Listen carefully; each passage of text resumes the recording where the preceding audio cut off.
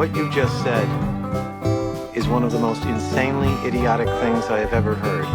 What kind of ignorant shit is that? At no point in your rambling, incoherent response were you even close to anything that could be considered a rational thought. You idiot, you fool! Hey, dummy! This is the Ignorance is Blessed podcast. Everyone in this room is now dumber for having listened to it. Hey, idiots. What's up? We're back. I'm here with the incredible illustrator, drawer, artist. What do I don't know what to refer to you as with your drawings, but also musician, Tommy Siegel. Hey, I like drawer. Drawer? Like Drawer. he's a drawer. That's, I think, the best way to put it is, yeah, like a drawer. Like, wow, I'm really in my head getting fucked up over struggling to find some sort of clever pun about dresser drawers, and it's like really sad that I'm Don't worry, I did the exact same thing, and I didn't find anything. I was like, it's out there. Someone listening maybe got to it before us, but Maybe one of those idiots can figure it out. Yeah, you fucking idiots. You make puns. It's hard work making the lowest form of humor. How are you?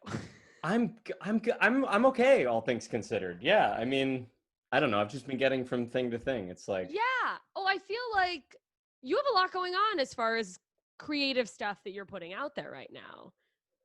I'm very lucky that I had like a backlog of projects that were coming out that were in the pipeline before COVID hit. So it's like I've got this book coming out in 3 weeks, my first book.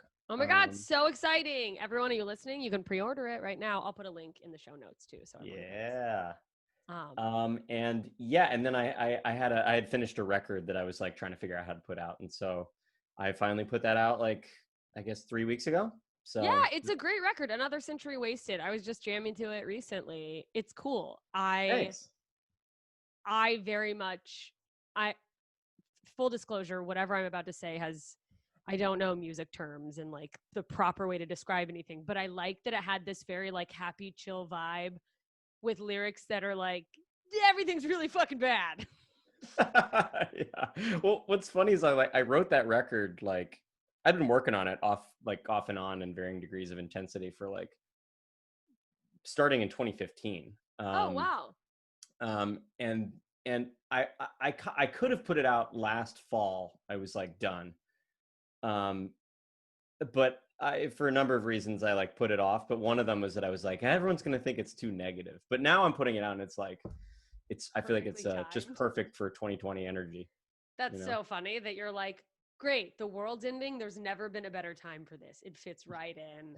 Yeah. Well, if you're, if you were a pessimist in 2020, you look like an oracle, I mean, it is very true. I'm having I'm evolving a lot of my stand-up material, which is stupid because it's like, where am I doing stand-up? On Zoom? Yes, please God, help me. But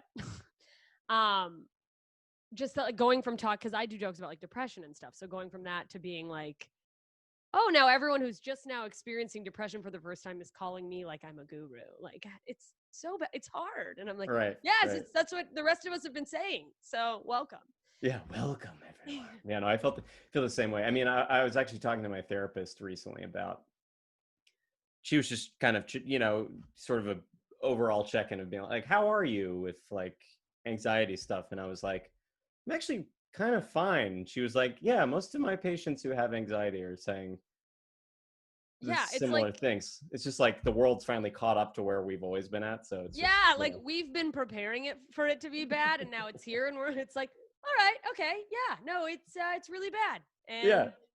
And we were all afraid of that. And now we can just relax into the fact that it's on fire. Which, by the way, speaking of stand-up, it's called "Please Don't Leave Me," right? Your album from yes, it is. A few years ago. Yeah. So good. Oh wow! Thank you. Yeah. It's my only album. I was like working on I have like a brand new hour that I was ready to put somewhere, and then the shit closed down, and now I'm like Maybe I'll just completely transition careers every day as a breakdown. I'm like, I'm fine. I'm not fine. God save us all. But Yeah. thank you. Yeah, it's awesome. Yeah. Oh, it's amazing. wow. I appreciate that. It was my first little baby album. A lot of asshole jokes and A lot of butt stuff, a lot of so much butt stuff. Yeah, I was great. really like, this will be a time capsule, and one day when I've evolved, I'll look back and be like, how crass. And I now was I'm actually like, thinking, yeah. it's like, Most of the jokes still work for 2020. It's like, Oh, it's not like for you're sure. doing a lot of airplane jokes, you know? Yeah, I know. It's like, unfortunately, being afraid of anal is evergreen. So, thank God. Let me ask you. Okay, so your solo album just came out, but you've been working on it for a while. How long have you been? How long have you been a drawer? A drawer. How long have you been arting with your I've been hands? I've been a drawer for longer than I've been a musician, actually. Really? But because it was like what I was into when I was a child, you know? So So you've been doing it forever. yeah, and actually it was kind of like, I think, a surprise to everyone that, like, when I went through puberty, I was like, I don't want to draw cartoons anymore. I want to play rock and roll like a cool kid, you know? Oh no, devastating. Yeah, because before that I was like the cartoon guy. That was like my whole thing as a kid. Like, I drew comic books and sold them at school, and Oh wow. and then I kind of fell away from it completely. Once I hit 13, and You're like, I gotta get chicks. I I'm gotta not be digging my cool. comics. Yeah, I mean, I went through puberty and was just like, did that traditional, like, oh, rock and roll's cool and kid stuff sucks. And then I came back to drawing, ironically, through the band, like, probably 10 years after that. Wow. So you were like later. out on tour with Jukebox the Ghost, and were kind of, was it like, did something spur it, or were you just trying to fill time on a tour bus, or? I mean, basically just trying to fill time while touring. But I sort of did a shtick with it where, through the band's social media, I would solicit drawing requests. So people would like tweet at our band, like, draw the three of you guys as, like, Lego people or whatever. And then I would draw it and tweet it back at them. And it became this kind of, it became like just kind of a tour shtick. And and just kind of honestly came back into my life through that. Yeah. So you kind of were just like, that's cool that it came back in a way that was interactive, because I think that's super fun. But also, sometimes with social media, I feel like it's easy to forget that it was invented for interaction and not just like, And not here's screaming why into the everyone's void. wrong and I'm right. Shut up. Comments off. Not that I haven't totally turned comments off on an Instagram post before, but No, it's funny how, like, one-on-one messaging apps seem like very quaint now. It's like, oh, we're just performing for each other, you know? yeah, it's like, it's just you and me. Wow, that's great, because I mean, obviously, for anyone who is listening that doesn't follow you on Instagram, you have an amazing Instagram account with so many cool drawings. So it's cool that it started as something little, and I feel like it's really grown. Thanks. Yeah. I love your this is probably what everyone says, the candy hearts. Yeah. It's great. Yeah. What inspired that? So I'm asking like it's some sort of like magnum opus, but like, I don't know, it's fun.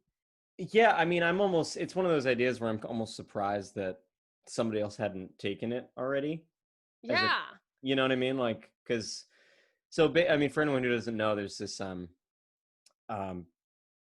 okay, so I guess I should back up a little bit. Like, yes. A couple years ago, I had been drawing just requests from fans of my band, like, all the time. Okay. But I didn't have any idea of what, like, I wanted to draw personally. Like, I was just I was basically a caricature artist in the park. Yeah, and you were like, but you had no inspiration for something original at the. Yeah, so I started doing a comic every day, for a year, because I saw another cartoonist do it, and I was like, well, maybe if I do that, I'll think of something on my own, and not just like drawing requests. And yeah, I started finding that I had all sorts of ideas for comics that like I didn't, I just hadn't like turned on the faucet before, Oh, that's amazing. So you feel like Um, it's a muscle kind of that once you start working it, you're like, oh yeah. or I just feel like if you're, like if you're a creative person, if you learn another medium, once you kind of figure out what the medium is, like it just starts coming out. Like For sure, it's definitely flows. I can see how that's. yeah, and then, like I don't know. I'm sure you've had that for other stuff too. You're a creative person, so Oh, for sure. And it's so funny because sometimes it feels like, I mean, comedy's my obviously like my go-to example, but where it feels like there's a dry spell of like, nothing I'm saying is funny, but then all of a sudden you'll have days where you're just like a million ideas at once, and there's not enough like space to get them all out quick enough. yeah, Which, totally. yeah. So I can definitely relate. Oh, so the candy hearts you mentioned. So like on Valentine's Day, which was about a year in to the project, I was coming up with a Valentine's Day cartoon, and I drew one of like a bunch of hearts in a movie theater, and there's one that says like damaged, and then it's holding the hand of another one that says um, damaged, damaged, but in the same way. And then there's a heart kind of like leering and creeping behind them in the background that says damaged in a creepy way.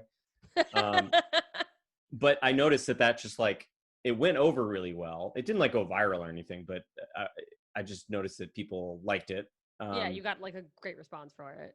Well, and then I realized it was a joke format. Like it hadn't occurred to me that like, I'd been looking for something to keep returning to, like characters or a motif, like, Yeah. and I realized that like in that way that what is that comic with the aliens, Strange Planet? I don't know if you've I was seen like, that I don't one. know. Where like I don't if you haven't seen that comic, it's sort of just like aliens describing things that humans do. That's like Oh, kind okay, yeah. Actually, I think I do know what you're talking of about. the gag. But yeah, with Candy Hearts, I kind of realized that like putting the internal monologue of a character on the candy heart was like kind of a format you could do anything with. Absolutely. And Yeah. So I've been drawing those. I'm actually working on a book of exclusively candy hearts. oh wow. Which maybe this is I don't know. I haven't announced that anywhere, so that's kind of funny. But Oh my God. Exclusive hot content, you guys. yeah. um, so yeah, I've been working all summer secretly on like I mean I think I've done 80 candy hearts Whoa. since May, on top of all the ones I'd already done. So I've been That's in incredible. Candy Hearts land. I'm very tired of drawing Candy Hearts. Yeah, you're like, I'm fucking over it. I just want this to be done so I can be I'm like, not even here is the thing you like. I'm not even over it. I just can't think of anything else for them You're to just say the well has gone dry for now. Fuck. for now. I mean that's impressive. 80 since May. Fuck. You're a workaholic. Are you a workaholic? Yes. Okay. It's bad. I'm like, I don't want to project. It sounds like you're like me, where I'm like, as long as I have things to keep me busy, I won't completely crumble. Yeah, if I finish this, then I won't have to stare at the void. If I finish this, then I won't have to stare at the void, that kind of thing. Where I'm forever I mean, good for you for finishing things. I'm forever starting projects just to avoid it and then starting new ones and never getting back to them. So that's Yeah. baby steps. Your book that's coming out, is it all drawings you've previously done? Is it all brand new drawings, some sort of combo of both? It's kind of a mix. It's like kind of a greatest hits. It's also a lot of redrawn old stuff that I think a lot of people haven't seen. Nice. Then there's some new comics, and there's also essays about the experience of doing a comic every day for 500 days and kind of like what that did to my brain. Yeah. I mean, that's dedication.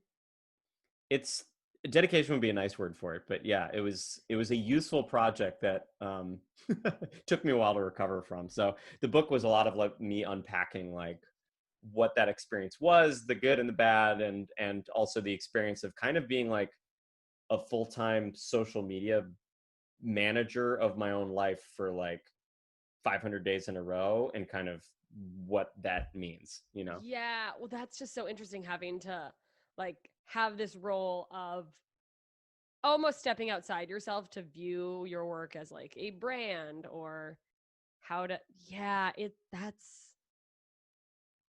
just fascinating. I can't wait to read it. Does drawing that much and constantly drawing, do you feel like since you began, like from the time you began to now, do you feel like your brain works more in comic format because you've done it longer? Like, do you feel like you are quicker to see how something could play out in a visual medium? Yeah, I mean, I still, it's funny because I still feel very new to the medium. Like, and I think that benefits me sometimes because like there's like a weird magic in any medium, I think, when you're kind of an idiot in it. Do you know what I Amen. mean? Like, Oh yeah. like there's less fear if you don't really know Yeah, what the what the what's going on. You know, like so it's almost I've almost avoided getting too into like um learning the form too aggressively. I'm sure I will someday, like just in terms of like the formalities of comic art.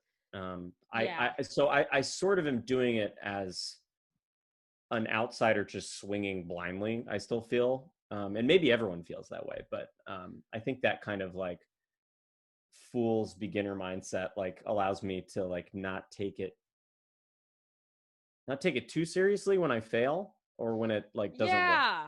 You know? That makes total sense because it's easy to, I think, with any probably any industry, but I feel like I talk to more creatives lately, but you get too deep in it and I feel like it's easy to become hypercritical of, oh, this isn't quote the way it's supposed to be done. Or I feel that with comedy too, of like getting too worried about a certain topic, or if something's like too hacky the longer I do it, or you know. Right, and I'm sure you feel this. I mean, comedy and comics, I think, would have this in common, where I'm sure at a certain point you feel very self-conscious about, or how would I put this? Like you end up performing for the people in your field rather than the people Yes. outside of it. Yeah, so like yeah, for stand-up comedians, it's lit this idea of like the comics in the back of the room is sort of a term of just like, well, do they respect me? Do they think I'm funny? Which of course is great. Like you want the respect of your peers, and like in so many different art forms, those people may be in a position to hire you for et cetera, XYZ, or something that could be beneficial. But at the end of the day, like the people buying your product and buying tickets or buying your book, it's like, well, what do the people consuming actually enjoy? But even that, I feel like is sticky because the risk of, instead of running every thought, or idea that you have, and I don't know if you feel this way, but like with your audience having grown, that thought of, well, is it, what will my audience think of this? Like if you do something a little bit outside, what is your typical, type of comic? Or for me, it's like, if I'm not talking about my asshole, are people still going to be listening? Or are they going to be like, boo, enough social commentary, go back to your butt, Yeah, no more belly buttons, more butthole more jokes. buttholes. Yeah, so it's like trying to kind of keep your authentic voice and not pander to the audience you already have as well, I feel like is a Yeah, thing. totally. I mean, and I find myself these days like something that's confusing for me, and I might need another daily project or challenge of some kind to shake up the snuggle a little bit. But I find myself like sort of like siphoning myself into like 4 or 5 different types of comic, Yeah. where it's always moving from type to type. But like I've established these like types, and I'm kind of like looking forward to like just breaking that open again and just doing something. And when you break that open, you end up doing stuff that's like really terrible too. But Yeah, but you have to kind of be willing to get through that, I think, to get yeah, to for sure. I it's easy to not be the one putting out the terrible thing and go, you got to take that stepping stone. But then when you're doing it, you're like, this is fucking, why did I do this thing? Why was that the choice I made? Yeah. But I don't know. I feel like um, somebody, a friend of mine, and I'm sure they were quoting someone else or whatever, but once said that, failure is the only true measure of progress, to which I, of course, was like, wow, I'm so progressive. But That's actually a quote from Adolf Hitler, so you might want to well, not quote that one. when you're right, you're right. Huh? Anyway, it's been fun. I'm canceled. God. Yeah. So I just think that's an Terrible interesting painter outlook and at- terrible person. I think that's a thing we could all agree on. And terrible advice too. Yeah. Just, I should have known. Look at his art. It's garbage. If there's one thing you can count on, it's that only good artists will give you great advice.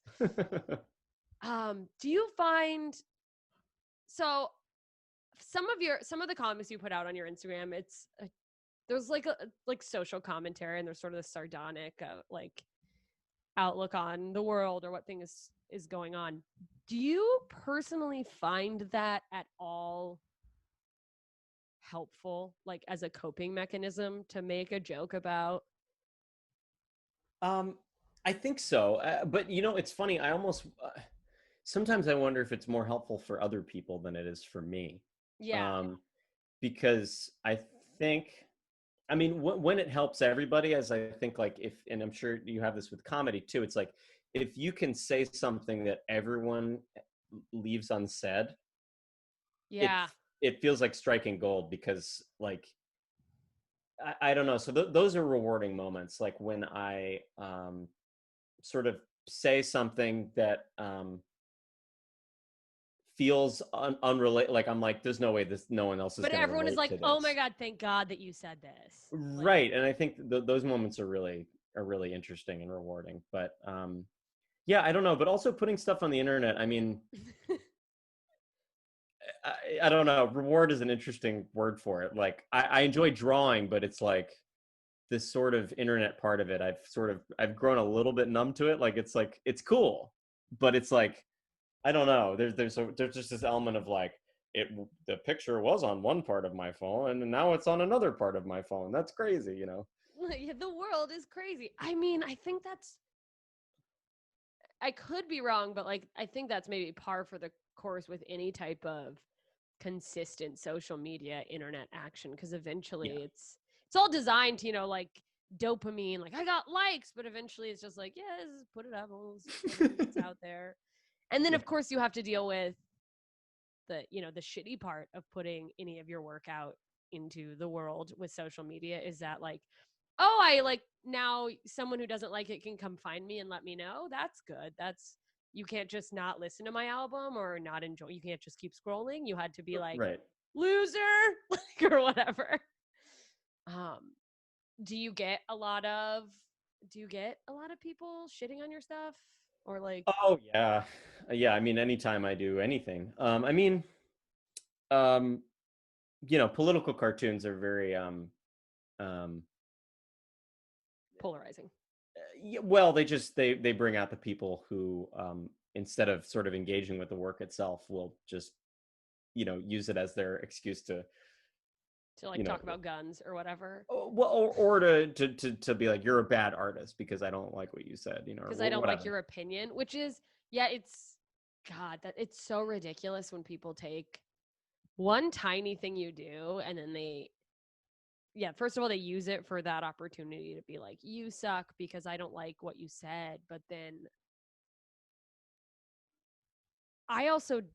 it's frustrating that, and it's for me, it's something I also just need to get better at accepting, that like, yeah, there are going to be people that boil down who you are to this one post they saw you make.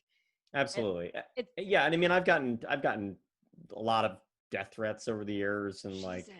just like people being angry and mean, and I don't know, I've just learned to really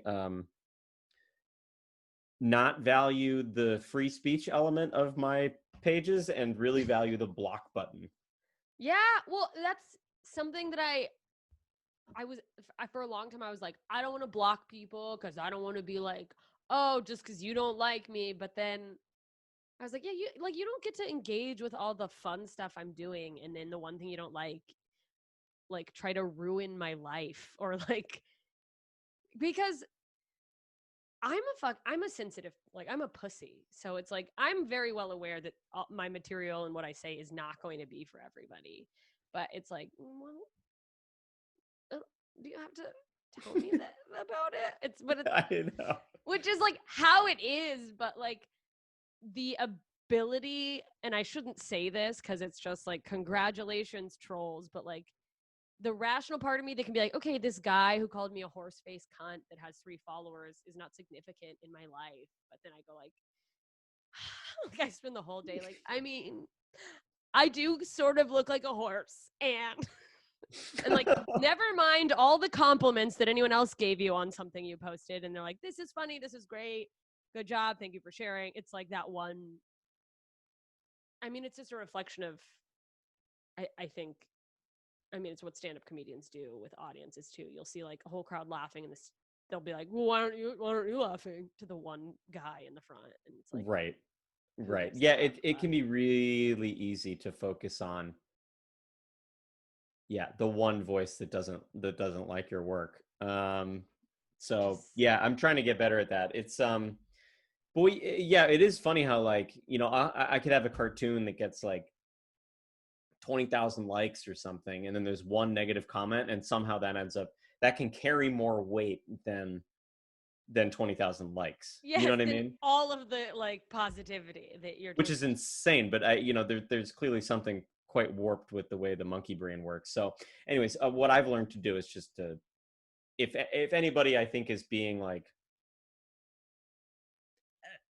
honestly, it's just like, if I don't like their vibe, I just block well, you're whoever. Like like, I don't need you. I just don't care. And Like, I think that's fair, because I think that, like, they I can go mean, talk elsewhere. I'm not preventing anyone from talking.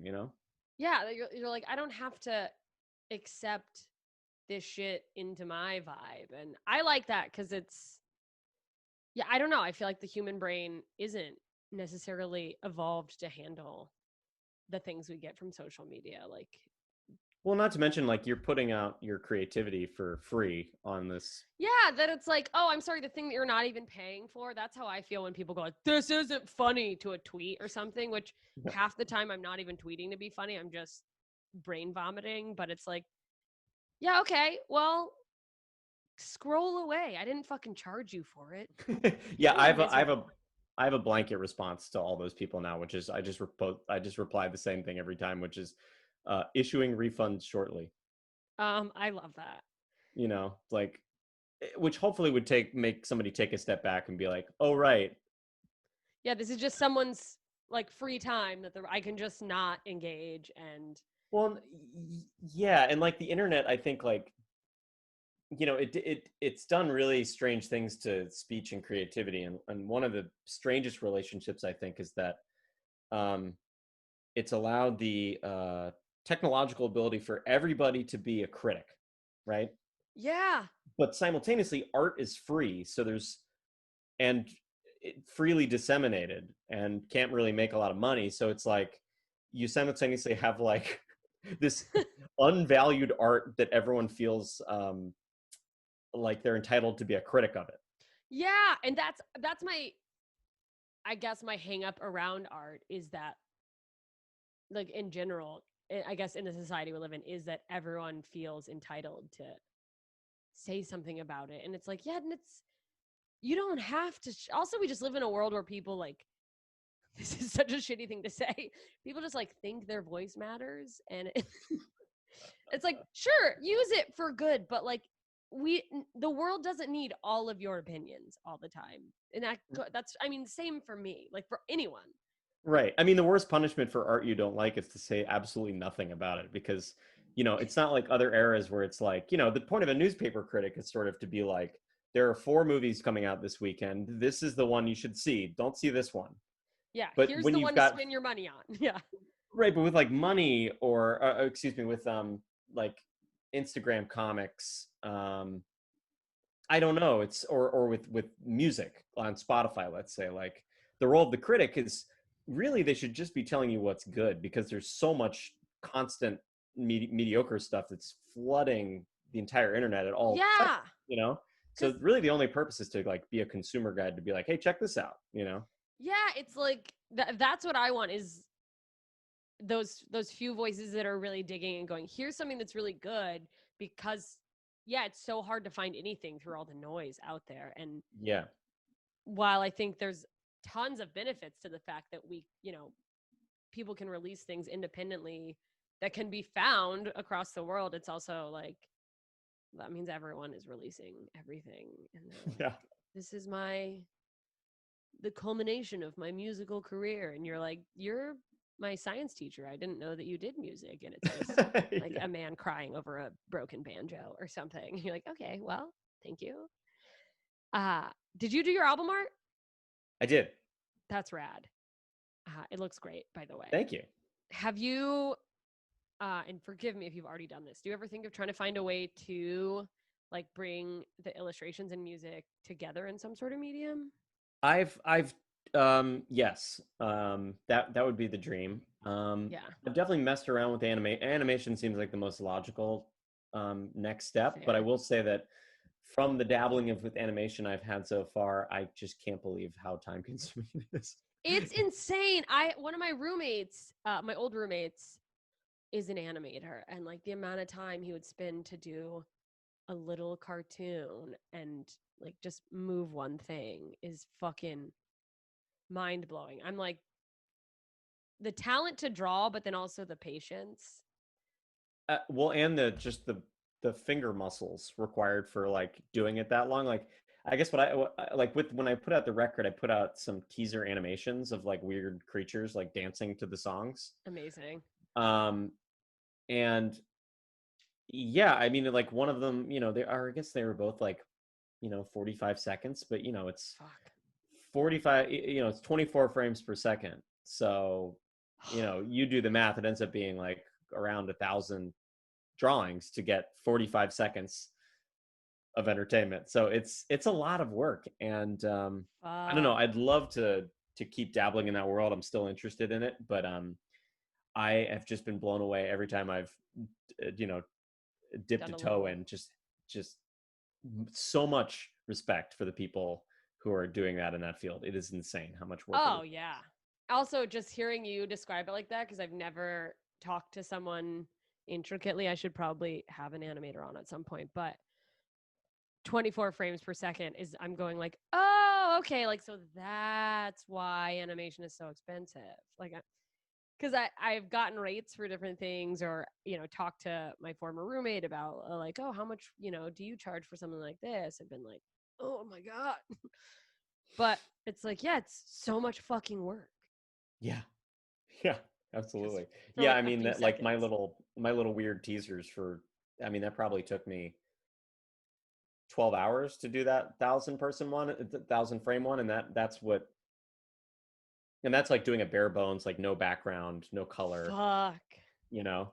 So That is, doing a whole episode of The Simpsons. yeah, Yeah. I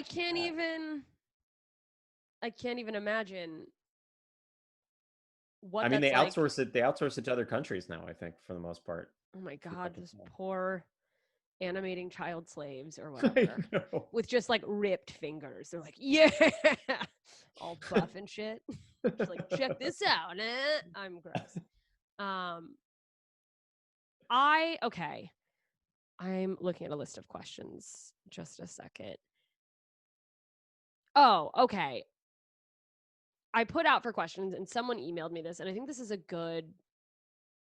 I feel like this is a good question for anyone who has some type of work out, but someone wanted to know, they love your album and they wanted to know, in your opinion, what is the best song to recommend that like sums it up, which I thought was an interesting question. They were like if I'm going to tell a friend this is a great album, check out this song as a teaser, do you have a song that you would recommend? Yeah, I mean it's tricky because hmm. I think like if I was gonna play one for somebody that's like this is what the record sounds like, I would put on there's one called State of Affairs that's kind Yeah. of like really fast and talking headsy and quirky. But I think spiritually for me, the record is kind of summed up by the song called Starting Now, which is like the only optimistic song on the record.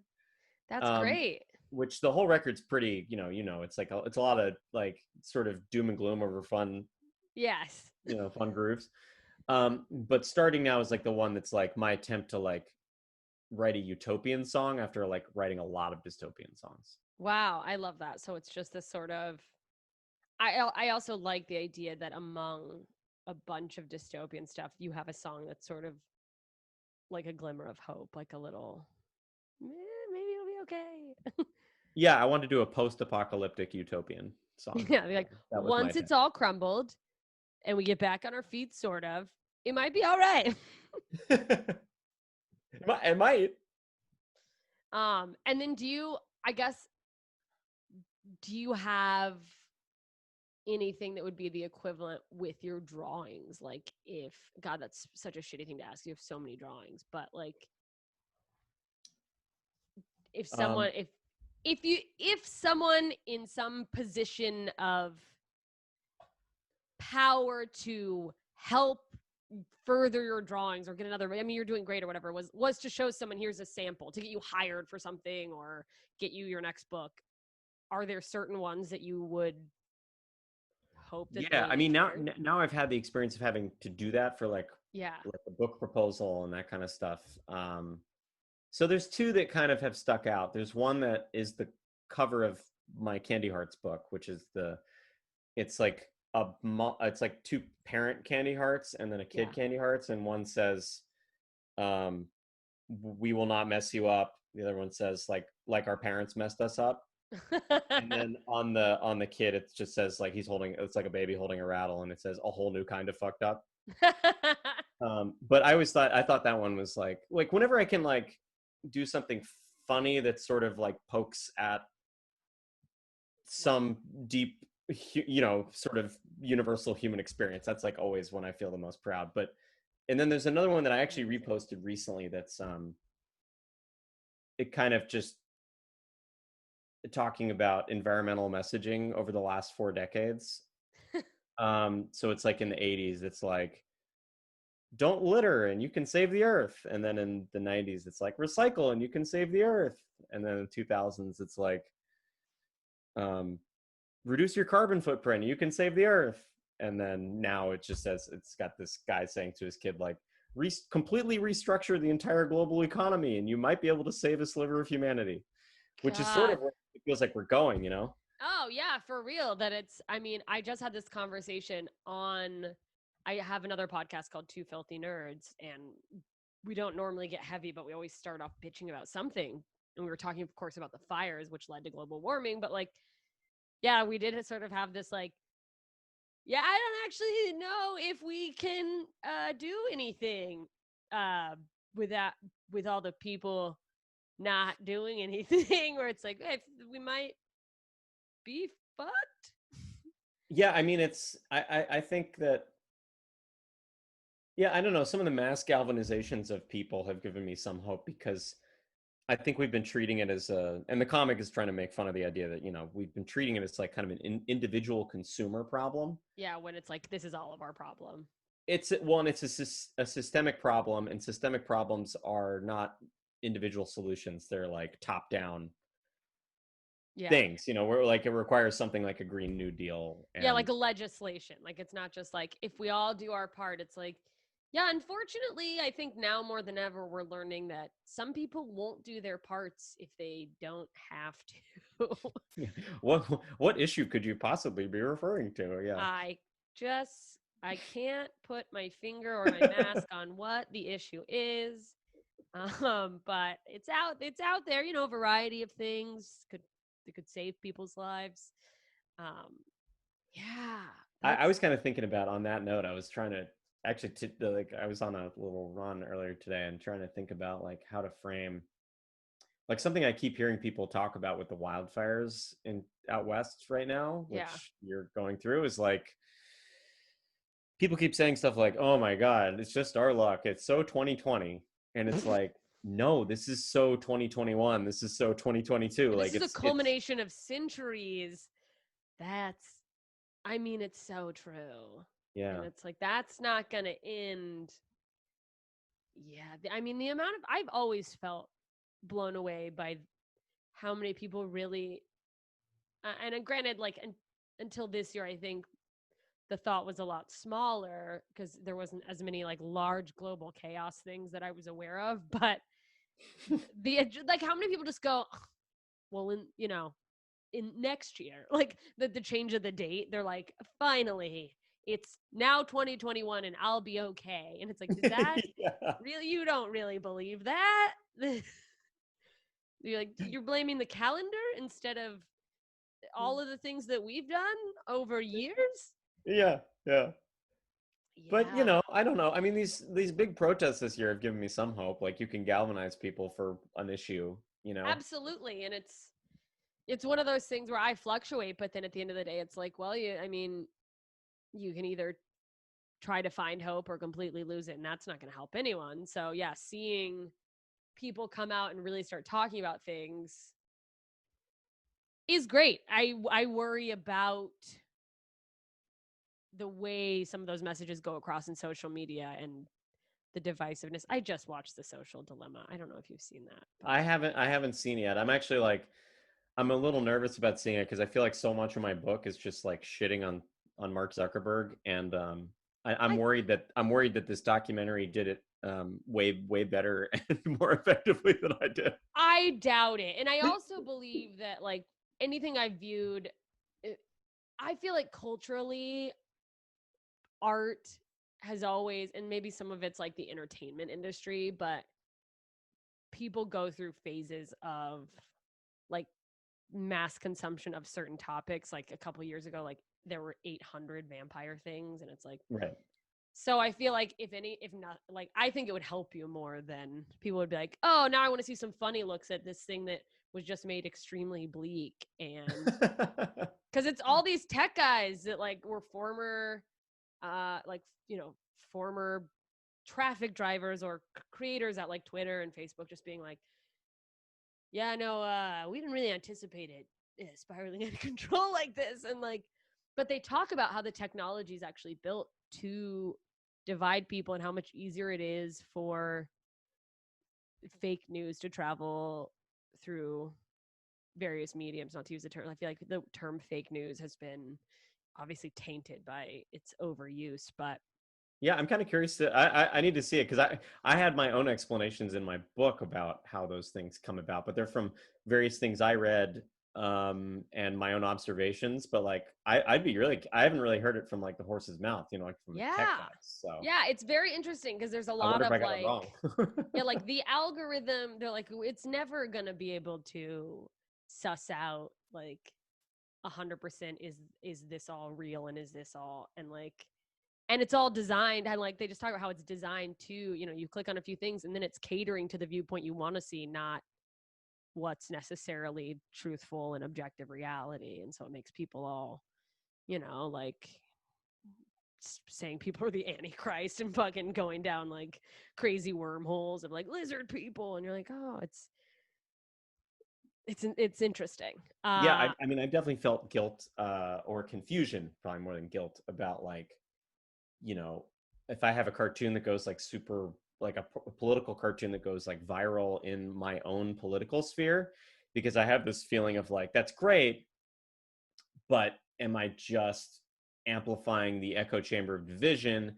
And how does this look to somebody who's outside of my echo chamber? And does that radicalize them further in the direction that's bad? Or, I kind of like am Absolutely. constantly weighing that. And I don't, it's kind of a case by case thing. And like some of them seem like they thread the needle right, and some of them feel like they don't. But Yeah, and sometimes you like there have been things for me where I realize, because I don't get that political with my humor, because I can't, like, I just get mad. I can't make it funny, and I'm like, I'm not going to sit here and lie to myself and pretend having a strong opinion is absolutely a joke.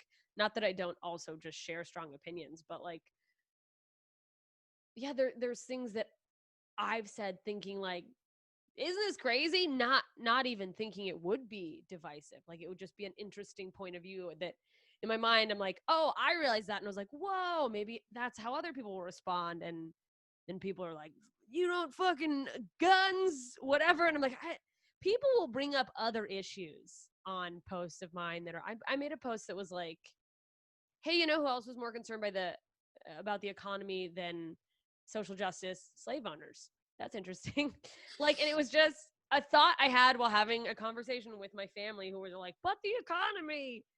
And then just the things that people brought up that I was like, oh, you are taking this one thought and making me this radical fictional character in your mind of like, they were just bringing up like hundreds of different political issues. And I was like, Yeah.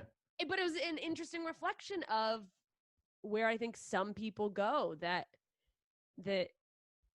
like this, if you're not 100% with my ideals, you're the enemy or something. And it's scary, but very fascinating from a Yeah. sociological standpoint. Yeah. Anyway, it got way more serious than I thought it would. Whoops. I mean, I guess I don't have any other questions other than like, if you had to choose, like, there's no reason you would have to in real life. This is a stupid question, but if you had to choose between making music or drawing and you could only do one, what would you choose? So I've been asked this before, and like, And you hate it. I don't mean this as a cop out, but I truly don't have an answer. I get it. I don't know Well, why. it's sort of like you got to give one up: eating or shitting. I mean, do Actually, I still lose weight if I don't shit? It's actually, I just realized it's a terrible comparison. no, shitting actually feels really good, and so does eating. Well, no, I was more thinking that if you lost one or the other, you would die. But That's true. That's fair. Boo! Why? But yeah, I don't know. To me, they're like completely different parts of my brain. So it's like the music part of my brain is, to me, the part that's like a little more less agenda driven and more like the kind of like sit in the park and write poetry and think about how I feel kind of part of my brain. More like emotionally in touch. At least the songwriting part of it, not the production and all that kind of stuff. Yeah, but, of course. that part of it feels very, there's no, it's not an objective based. Yeah. Like Whereas your songs don't have to have a punchline or like a, yeah. Right. And I'm sure you experience this too. Like, but like the funny, it's interesting to do anything comedic and compared to any other field, because with a drama, you're not judging it by like the amount people are crying in the theater. Yeah, but they're like, comedy, how many tears per minute? Yeah. But yeah, with comedy, it's like you are exclusively judging it by whether people laugh or not. Yeah, which is crazy because like even with this podcast, from the beginning, I put it under the society and culture umbrella instead of comedy, because I was like, I mean, there's listeners and I'm very thankful and it's like grown and grown, but at the end of the day, I'm sort of doing this for my own like more like curiosity. Like I just want to like be nosy and ask people shit. Yeah, totally. But I didn't ever want to feel like I had to disengage from the conversation because I'm like, I got to come up with something funny. The listeners are expecting me to give a hot one-liner take on this, where it's like, yeah, no, it's, and I think, especially if so much of your identity becomes one specific job, but especially like a type of thinking, like with humor, I think people sometimes expect me to just always be funny, and it's like, all right, no, fuck you, pay me if you. Yeah, the amount of friends who have asked me to give speeches at their weddings, like on the spot, where I'm not even like the maid of honor or bridesmaid, and I'm like, what? Do you just think I'm just gonna like riff on your happiness? I'll bomb in front of your family if you want me to, but I'm just drunk and trying to enjoy your love. Yeah.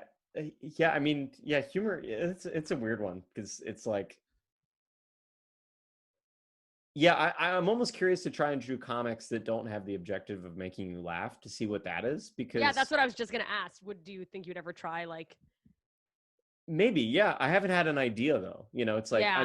I'm now used to the kind of Pavlovian sort of process of like, it is good when people laugh at your comic, and therefore you make people laugh with your comic, and I enjoy that process. But yeah, there is part of me that's kind of curious, like, what is that art form for me if I remove this sort of positive reinforcement from other people, Yeah, of like, can I say something deeper to make people think without it necessarily having, and then that's a slippery slope into you becoming, a self-love account and just being like, this is the rain cloud of anxiety and depression. Like, yeah. Which, don't get me wrong, I follow several of those as well.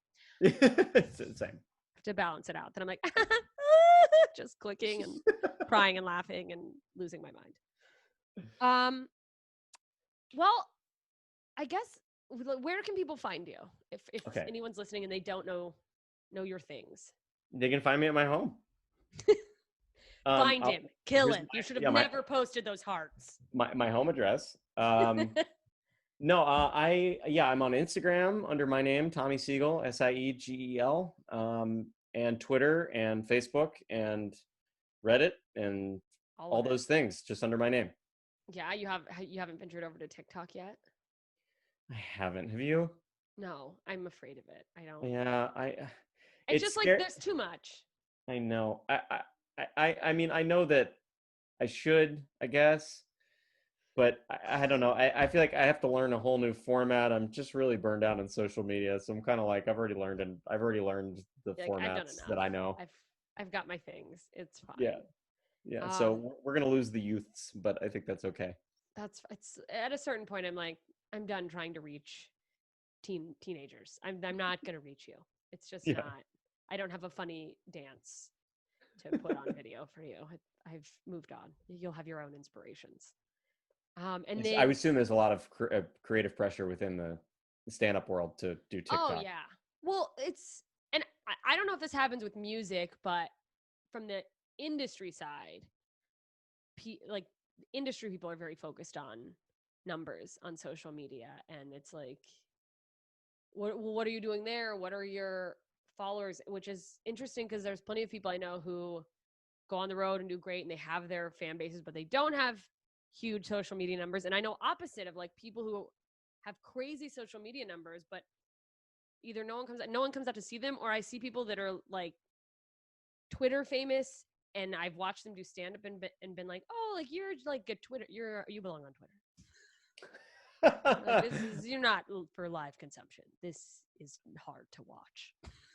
Yeah, I think and that's not to say everyone like that is like, but like, no, I mean, I think like ironically, the people who I think are pulling a lot of the sort of puppet strings and like higher levels of industry, like creative industry, like they themselves don't have a lot of followers. And so I think they like put more weight on it than you really ought to. Yeah. Well, I also think, I mean, I'm probably not supposed to say this, but I don't give a fuck about like how the industry views me or whatever. But right.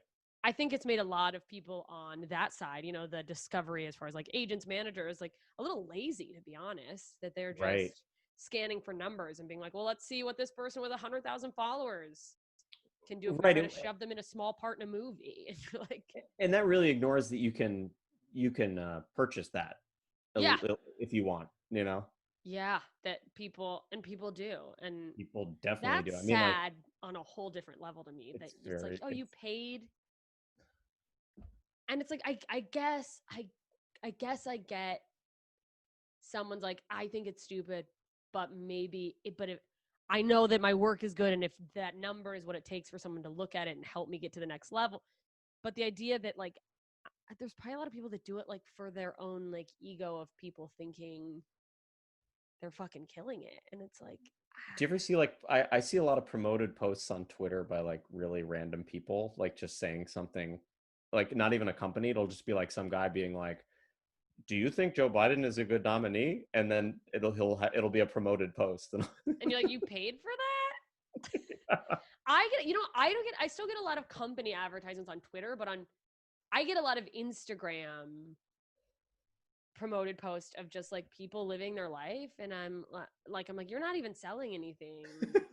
And lately I've been getting like, not all the time, but like kids, and I'm like, what are you do, like, so you paid for your kid to get, I was like, this feels like a slippery slope. Like there's creeps out there, and you're just promoting your kid dancing so you can try to like be on Ellen. I don't know what that like you are trying to live. That's scary to me, is that someone's like, well, I'm not an influencer, but maybe my child will be. Yeah, that's terrifying.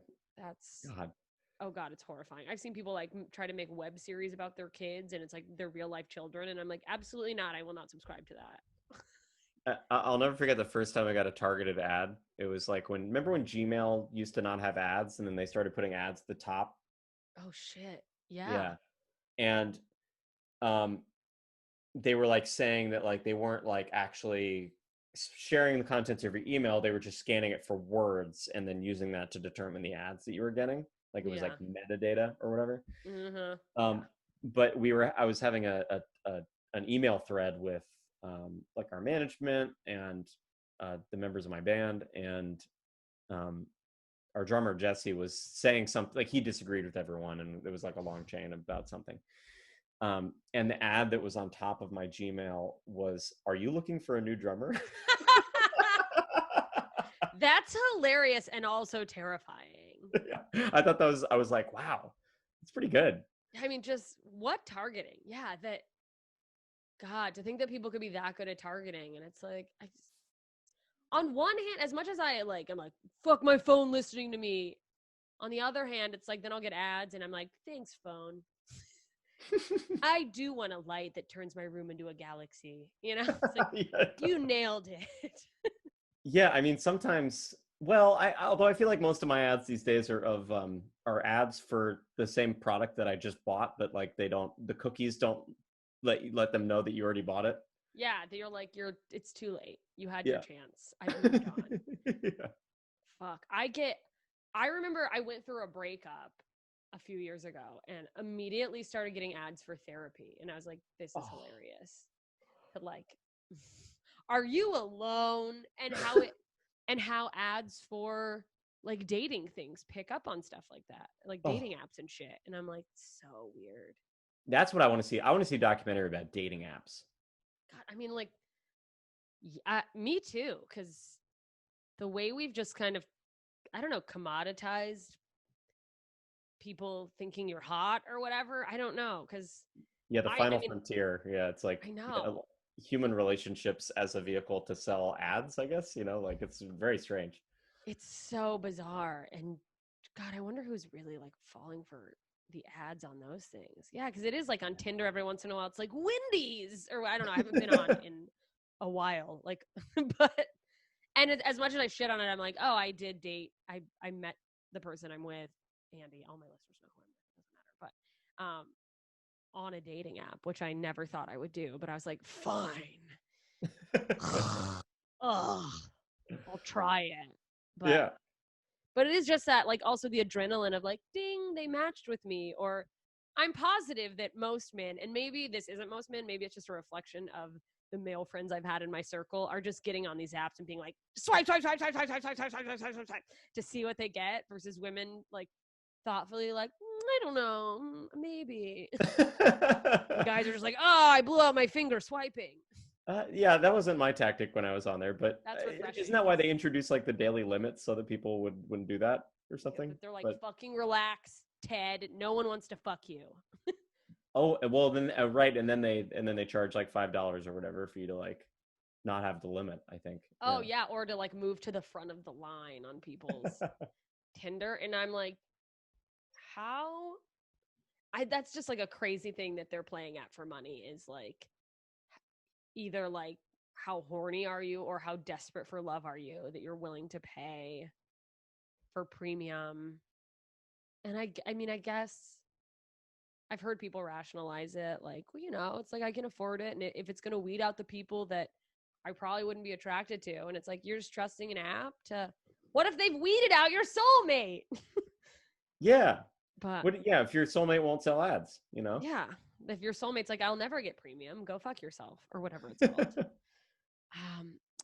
All right, well, thank you for having me. Do you have an official date that your book drops, or is it just in a few weeks? Well, thanks for having me. I mean, thanks. I said thanks for having me. Thanks for doing this. Yeah. I figured that's what. Thanks for having me in your life for an hour. My book, debut book, which is called "I Hope This Helps: Comics and Cures for 21st Century Panic," drops on October 6th, and you can pre-order it now. Yay! And everyone should listen to your stand-up album, even though I know it's a few years old, but I thought it was awesome. Thank you. I'm so embarrassed of it now because I've, it's just old shit. Do you do that with music? Are you ever like, I can't believe do you have songs that you're like, this is it. This is it. This is the song. And you listen to it now and you're like, what? It's fine. My feeling on it is you're lucky if you enjoy the art that if you're proud of the art that you're putting out when it's getting released. Yeah. Then if you can make it till then, you're good. Yeah, because that's hard enough, like the process of, all the technical stuff that goes in behind it. And that by the time you're supposed to be promoting something, you're like, great. Yeah, I mean, I'm sure with like mixing a comedy album, you've like then heard it 20 times or whatever with all the edits and everything, and you're like, is this no even longer funny? I have no idea, Yeah. All right. Well, everyone listening, there are show links. There are links to find Tommy online and get his album and pre-order his book in the show notes if you are on the iTunes app and elsewhere. So head there, check it out, and thank you for joining me. Thanks for having me. Yeah. Bye, everybody.